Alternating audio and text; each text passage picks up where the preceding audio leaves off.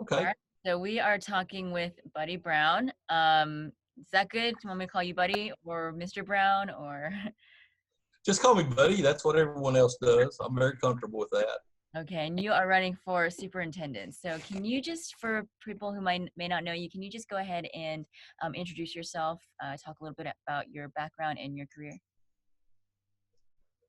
Okay, well, my name is Buddy Brown. I live here in Westville, Florida. I've basically been a lifelong resident of Holmes County. I'm a third generation educator. My aunts were all teachers here in Holmes County and other parts of the state. My grandfather was one of the first certified teachers in the state of Florida, dating all the way back to 1903. So this is something that's been part of my family. I came back here to Holmes County, going to school and doing some other things back in 92. My father was an Air Force career man. He brought me home in 65. I was actually born in Hsinchu, Taiwan, but I've been basically a resident of Holmes County since just before I turned 3 years old. My educational career, attended schools here in Holmes County, graduated from Holmes County High School. I attended Chipola College, Chipola Junior College at that time. Went on for about 2 years at Florida State and decided I might need to go someplace else if I wanted to finish my education. There were just too many distractions back in the early 80s. Bobby Bowden was on the rise. And so I wound up going to the University of West Florida, where I got my bachelor's degree in social sciences. Later, I would earn a master's degree in ed leadership. On my educational background side, I still hold my teacher certification in social studies, but I also hold certifications in the principalship for the state of Florida. Been a principal here in Holmes County for 10 years. Have served as a classroom teacher. I've been a coach of various sports. I've driven a bus. I was deputy superintendent for about 14 months back under another superintendent. I worked at the district office also as a personnel director, risk management, insurance. I served as a facilities director under another superintendent when we built the new Bonifay K-8 school. Currently, I work in the Jackson County school system as an assistant principal. The last few years at Mariana Middle School. Now I'm currently going to be moving over to the new Mariana K-8. Most of our teachers have moved in there as of this week, most of them. The administrative staff will move in next Tuesday. So we're very excited about that. So as you can see, I have quite a bit of experience in the education system. I literally have done every job that's doable out there. That's one reason why I think I'm uniquely qualified for this. I will back up for a moment and mention the fact that I was a member of the Florida Army National Guard for 20 years, where I worked my way up from the ranks from a private all the way up till I retired as a captain in the 3rd Battalion, 124th Infantry, 53rd Infantry Brigade, which was once here in Northwest Florida. It's now a cavalry squadron. But I commanded the unit both in Bonifay, Delta Company at that time, and later I would come down to Panama City and command Headquarters Company. And then I would retire in 2002 as the Battalion S1, which was the personnel officer. I literally retired about a month before the battalion was informed that they were going to be mobilized, and then they were mobilized the 27th of December, as I remember correctly, and wound up serving a little over 14 months in Iraq and Baghdad during the Second Desert War. That's a little bit about my professional career. On the personal side, I'm a member of the Westville Community Baptist Church. I grew up there in that church, as a lot of young men do. I wandered away for a while, but had the opportunity to come back home to that church about 10 years ago, and that's where I've been ever since. That's kind of about my background. I'm currently have no children, but then again, I do. Every child that's ever came through with me, I consider mine. And they're still young men and young women I'll see from time to time, and I'll always jokingly say with them, there's the son that I wish I never had, or the daughter that I always wish I had, and things of that nature. So I take the things I do to heart. One thing I like to say about being an educator, it really is a calling. If you're not prepared to sacrifice your personal time, even sometimes a part of yourself for it, then you may really need to rethink being an educator, especially in today's day and age. Because you're going to have children that come to you, that cleave to you, because you're the only thing they have. And if you're not willing to accept that responsibility, you really need to take a moment and think about this career that you're choosing. And that's a little bit about me. Okay, great. Thank you. So what part of your prior experience do you think best prepares you to be superintendent? All of it. Certainly being a principal for 10 years, dealt with budgets, personnel every day, but also I was in the district office. I'm trying to think, the only job I really didn't do in the district office was the chief financial officer, but I was involved in every bit of it, the planning policy, having 3-4 years of experience doing that, it kind of opens your eyes. And not only does it open your eyes, it allows you to have opportunities to network with other districts. I think if you ask around in other districts and you say my name, people will smile and say something positive about me. I've been told that I'm a well-respected individual in those other districts, and not only in other districts, but also all the way up to the hallowed halls of Tallahassee at DOE. Now, there's been a lot of name changes, a lot of new personnel people, but I don't think you're going to hear anything negative about me. So, and then I'll even lean back on my military experience. While a school system is certainly not a military organization, there's many things about leadership, decision-making, breaking down issues and problems that the military well served me. And trust me, as an infantry officer, you learn to deal with stress and you understand how to manage and mitigate stress. But the one thing you always learn is that as an infantry officer, the motto at the U.S. Army Infantry School is follow me. And that's exactly what I believe in. You follow me. I'm going to set the example. If I ask teachers to be certified, I expect to be certified. I'm going to, continue my education, both through things that I can do personally and also through things that, if I'm elected, that I will be expected to do through the Department of Education. I'm not really sure if the current superintendent did those things. I do know that he did go through the governor's orientation course, which is a period of about 3 or 4 months. There's also a superintendent certification course that's offered for the chief executive officer that usually lasts 12 to 14 months. And I promise you that if I'm elected, I will also be doing that because, if you have someone that's managing $30 million budget a year, and you want that person to be as qualified and as in the know as they can be to manage it properly. Because, we're dealing with our future, not only our future within our community, but our future in our state and even our future of our nation right now. So what changes would you make regarding the budget? Well, I kind of have looked at it. I have some concerns. I noticed over the last 2 years that our unweighted FTE funding or that we're showing, going back to state reporting, has decreased per student. Like in 2016-17 or 2016-17, it was around $10,500. 17-18, it was down below 10,000, and that's the lowest in the Panhandle that I can see. That's actually something you can look up on the Department of Education website. So I think we've got to make sure that those funds are going back to student education, which, all that includes buses, all that includes teachers and all that, but it also includes curriculum. I don't understand why, we're $1,000 that we're applying to students' needs less than the districts right adjacent to us. And, people will always say Walton County has that white gold called the beaches, but Washington County and Jackson County, which are very dear to me because they're neighboring counties, they have the same issues that we do. They don't have big industry. They're primary agricultural or bedroom communities where, some of their high-paying jobs, other than the ones related to the state, are actually going out of the area to do it. That's the biggest drain we have right now in this area, Holmes County included. Our children are having to leave here after they graduate high school to make a living.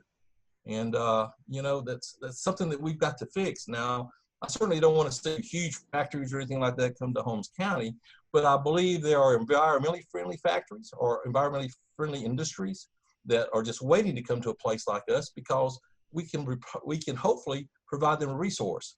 Once you live in a place like Holmes County, you begin to understand and appreciate kind of the laid back manner, but we have nature all around us. We have a lot of lands and the rivers that are still unspoiled for the most part. And that's why, and our cost of living is so much cheaper than the rest of the state. So that's one reason why you start to see a lot of retired folks come to Holmes County, and which, certainly that's great and we welcome them. But at the same time, we've got to look to our youth and try to establish a base for them so they can stay home as opposed to having to travel away. I mean, I myself left home basically for 8, 9, 10 years, wanted to finish school and do some things with the National Guard and the military. But my heart was always here. And the first opportunity I got to come home back in 92, I came home. Okay, so you're running against an incumbent superintendent. Is Yes, there ma'am. anything else that you would like to see change about the school system? Me as superintendent to begin with, uh, I think what's happened, I did work for Mr. Mears for a little while, but he decided that I was no longer worthy to work for him. I won't get into some of those issues, but I'll be quite frank, it was politically motivated, and I'm not a real political guy. But people say, then why are you running for superintendent? I said, because that's the job I want, and this is my home. And I think that the tool set that I have and the skills I have can make this a better district. I applaud Holmes County School District because they have had a higher graduation rate over the last year. But I also go back and look underneath those numbers. While our graduation rate has increased in Holmes County, the dropout rate has been 3 and 4 times as high as the state average. So are we increasing our graduation rate at the expense of other students? In other words, pushing them on out and getting them out of the way so our graduation rate looks good? I don't know. I know what the numbers say in Tallahassee. The state average's dropout rate now is around 4%. Holmes County the last 2 years has been 9.9 and 11.1. In the closest county here in Northwest Florida has been around 5%. So we're twice as much as our closest counties. So what is the deal with the dropout rate? Yes, graduation rate, thumbs up, but the dropout rate, that means we're losing children. And you know what? I don't think we can afford to lose any child. Every child is important, regardless of who they are, where they come from, their station in life, anything of that nature. I know for a fact because I'm half Chinese. A lot of people don't realize that, but I do. And so I kind of sometimes understand why some people feel like they're being excluded, because there have been times in my life that, unfortunately, that ugly head of racism has reared its head even toward me. For the most part, I haven't experienced it, but I have been very close to it. I feel like right now in Holmes County, teacher morale is the lowest it's ever been. And how do I know that? Because they call and tell me, and they tell me specifically why. My job as superintendent is to be superintendent of schools and be the leader of this school district, the educational leader, and also the chief executive officer, not to be king. When we have to make decisions, I don't mind telling people why I made the decisions. I will return phone calls. I will call people back. I may not give them the answer they want to hear, but I'm going to give them a legitimate answer. It's not going to change every time I call, and I'm not going to blame it on some other organization. I will accept the responsibility for the decisions we make, but I will give a justification for those decisions. And one thing I was always good at as a military leader, and I think one reason why I had 2 separate commands, was I was very good at team building, and that's something we really need in this district again. Team building. We have Ponce de Leon, we have Bethlehem School, we have the Poplar Springs School, we have the 2 schools in Bonifay, and we have the Graduation Assistance Program. While each one of those are unique within themselves, we still have to be a team called the Holmes County School District. And right now, I don't think that's necessarily happening anymore. People are afraid to give their opinions because if their opinion isn't liked, it appears that sometimes negative things happen to them. But that's something I pledge to change. I plan on making my office back out there in the front. I know we have to worry about security, but I have to be accessible to the public, whether it's here at my own home or whether it's at my office.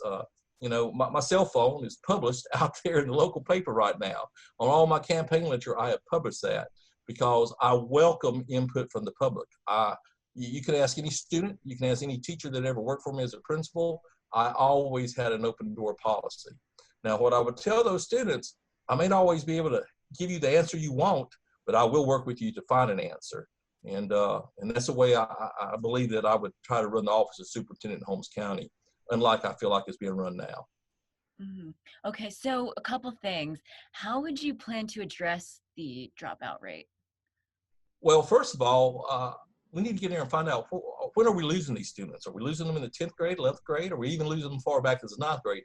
Under the current system, we're kind of using the federal system of a cohort. So once they enter the 9th grade, that's the cohort. The studies and figures show that most kids drop out about the age of 16, because in Florida, that's the legal age that they can opt out of public school with their parents' permission. But the thing is, we're having kids now that turn the age of 18, and they don't need their parents' permission anymore to leave public school, but they're not following up with GEDs or things of that nature. They're just kind of going off the mark. So we've got to identify those students, those at-risk students, and provide the services and the counseling when they're, not even when they're 9th graders, but even back when they're in middle school to start determining, because the chances are you've got a child that's coming up out of middle school that's already 15 or 16 years old, and they don't want to be 20 years old, a senior in high school, because for lack of a better term, it's just not cool, or they're going into other social circles. And then the other side of it is, how many parents want their 16 or 17-year-old child to be in school with someone that really is a legal adult and can go out there and do adult things?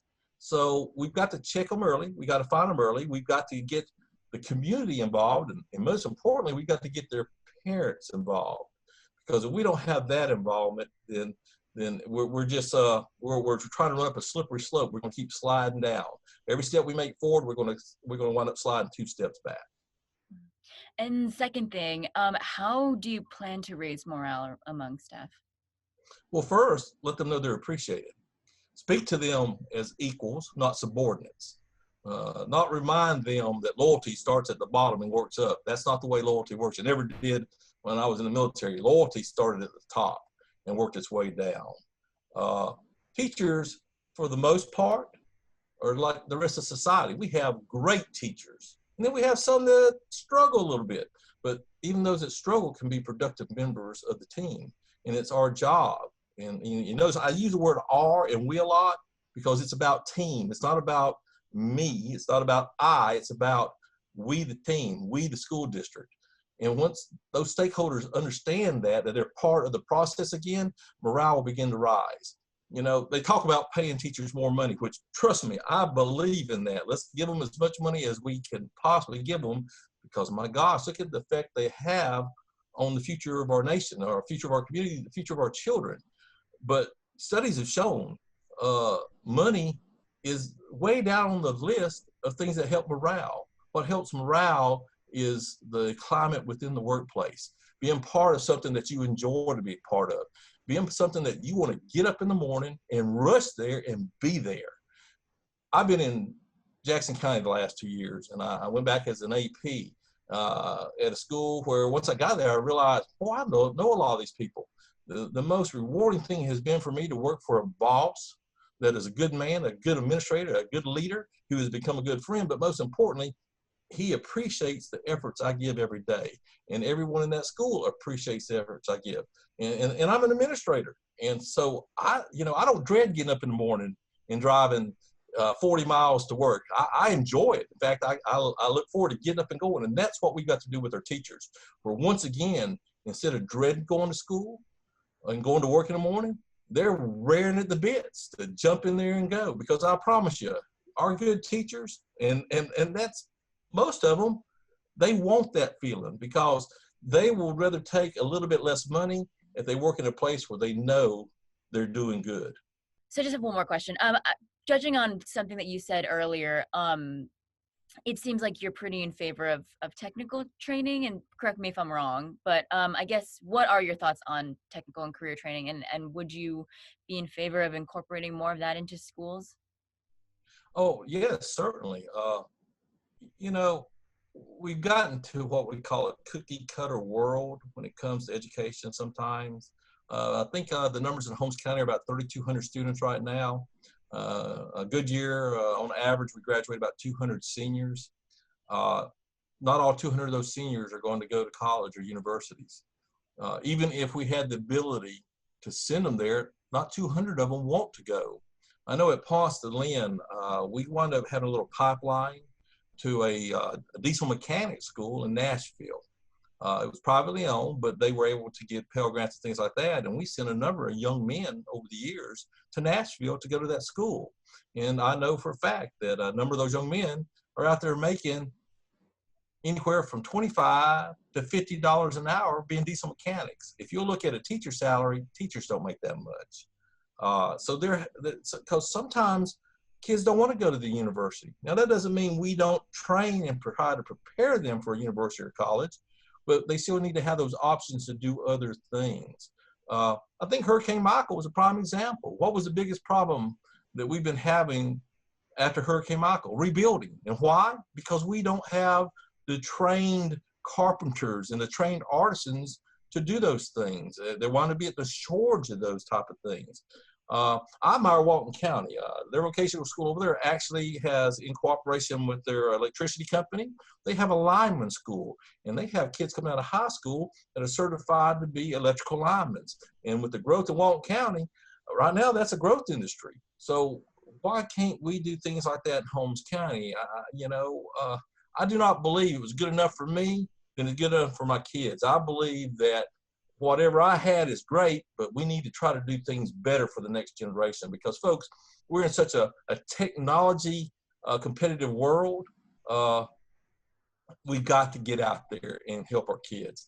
And that's one area I'd like to see us try to help. You'd be surprised at well, no, you wouldn't, yeah, because you're from the younger generation, but it amazes me when I'm around 7 and 8 year olds that know more about IT than most people my own age, or that can sit there and walk up to a computer and work on, the keyboard or something and pull something up. A lot of times I turn to a kid at school and say, hey, go ahead and show me how to do that so we can get this done, and they can jump right on it. Well, folks, computers are not going away, and they have evolved so much in just the last 5 or 10 years.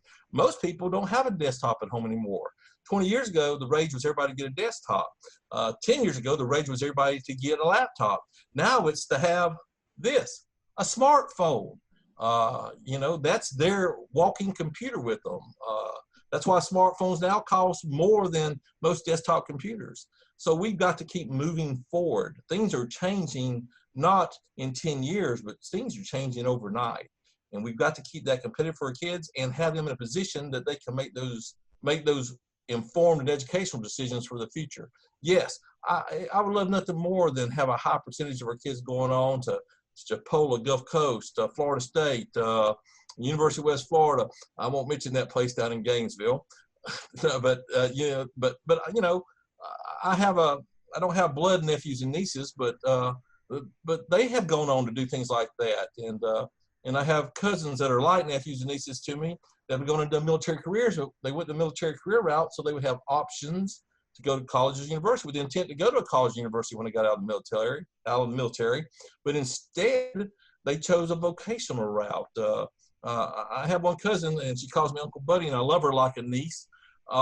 She, as a high school senior, left school with a child, wound up joining the Air Force, made a wonderful career out of it, and actually has a doctorate in information management now, and uses that a little bit on the side. But once you got out, retired from the Air Force, and she retired out of Tyndall, in fact, lives over in the bar at this time, she's actually works with special needs kids in the school system over there. But she had those options. She has those high-level degrees, but she's doing something that she loves. And I never imagined my cousin, who is young enough to be my daughter, to retire from the Air Force and then adopt 5 children on top of her own too. But she had those options because in the school district she was in back then, they prepared her for, even as a senior in high school that was pregnant and with her firstborn child, she still managed to get her education, still managed to play college softball for 2 years, and then decided to have a career in the Air Force to try to find herself. Well, but she had those basic tools coming out of a public school that she could do those things. Because what I plan to do when I was a high school senior is not what I'm doing today. What I plan to do when I graduate from Chipola College is not what I'm doing today. But somewhere in my 20s, while going to school, I realized, because I will always refer a gentleman by the name of Thomas Stanley, who's passed. He was a longtime educator here in Ponce, and I was home one weekend, and he asked my aunt at the beauty parlor, what's Buddy doing now? She says, well, he's over at UWF and living in Milton, Florida. trying to decide exactly what he wants to do. He says, tell him to drive over and I'll put him to work as a substitute teacher, of all places, Ponce to Lynn. And I started coming over there and doing that, driving literally an hour and a half to substitute. And I realized after the first day, I found my calling. And so I went back to UWF and changed everything around to work toward a degree in education to eventually become a teacher. So God bless Thomas Stanley. He's passed now and left this world, but I will always credit him for helping me find that niche in life, because he took the time. He took the time to ask about me. Now, I wasn't even ever one of his students, but I knew Mr. Stanley through the years and all that kind of stuff. And I always told him how appreciative I was of that opportunity. And that's, once again, there's an educator that didn't think nothing about inquiring about somebody. And literally, he changed my life by asking a question about me at a beauty parlor. And that's what we got to remember with our students every day we go to work. You may be the brightest moment in that child's life that day. Scarily enough, you may be the brightest moment in that child's life, period. So take advantage of it. And as I don't know if it was recorded earlier, but like I used to tell some of my junior officers when they say, sir, when I get my whatever, I'm going to get out because I can go to work in finance and make 6 figures a year and all that. And I was tell that lieutenant, yeah, but when you go home at night and lay your head down on your pillow and look up at your ceiling, can you say to yourself, can you say to your maker, I made a difference today in someone's life. I made a difference in the world. And I know that every career I've done, every job I've done, if I couldn't say that at the end of the day, it was time to move on. Wow. Okay. Great. Thank you so much. Well, I think that's all I have. Is there anything you'd like to add? No, ma'am, I appreciate you working with me. This COVID-19 thing is, as someone was telling me on the phone last night, we're in a new world. Everybody keeps thinking got an answer for it and all that. We don't, because every day is a new day. What I would say is, people, please be careful out there. I do wear a mask in public now, just simply because if there's someone afraid of me, I alleviate their fears. My air conditioning was out here at the house this morning, and the young man that owns the company, he came by and did it, and he has 2 of his workers out today because they or their families have been exposed to it. But he was going to come here, and we were talking, and I said, once again, I mentioned I'm half Chinese. My cousins from Taiwan, who kind of got ahead of this thing way back in February, March, they airdropped me 200 face masks. And so whenever someone needs them, I give them to them. I keep 20 in my office at school. I keep 20 in my truck. And as Brian left here today, I said, here, put these 20 in your truck, just in case you need them, or in case somebody you're working with or you go into someone's house, they need them. I'm not saying that you must wear a mask. I'm not even saying I agree with all the science out there about it. But if it alleviates someone else's fear, what's the harm in doing that? I mean, you want to go out there and, and scare somebody? It's almost like running into a theater and screaming fire. That's just not a reasonable thing to do.